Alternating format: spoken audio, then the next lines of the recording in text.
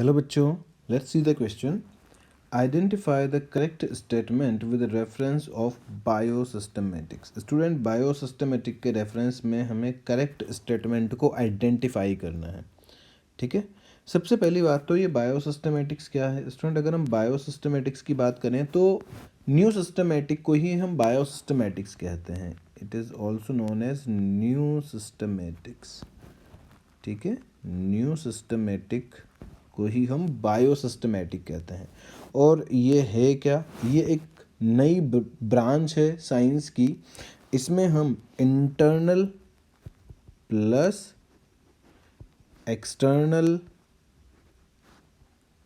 और इनके साथ साथ में जो इवोल्यूशनरी हिस्ट्री है उसे भी कंसीडर करते हैं. इवोल्यूशनरी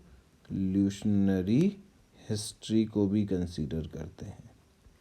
ठीक है, चलिए सेंटेंस पढ़ते हैं. अब हम फर्स्ट पर हम आते हैं.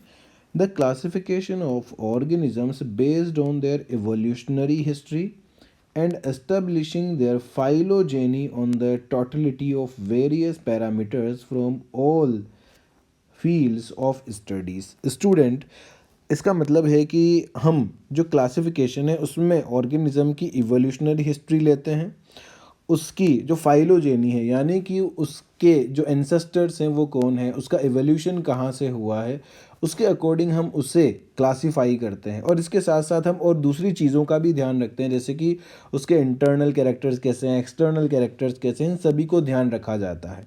तो स्टूडेंट, ये बिल्कुल सही है कि जो बायोसिस्टमेटिक्स या न्यू सिस्टमेटिक्स है इसमें classification of organism based on their evolutionary history and establishing their phylogeny on the totality of various parameters from old field studied.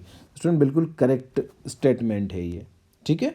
Now बाकी के भी हम पढ़ लेते हैं. Identification and arrangement of organisms on the basis of their cytological characters. Student, जहाँ cytological characters की बात आ जाती है हम उसे साइटोटेक्सोनोमी कहते हैं. साइटोटैक्सोनोमी. ठीक है. नाउ नेक्स्ट ऑप्शन पर हम आते हैं.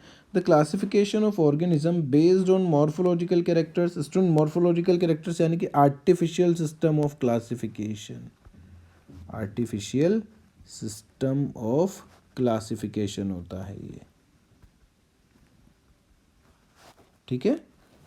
Now delimiting various taxa of organisms and establishing their relationship. Student, ऐसा बिल्कुल भी नहीं है.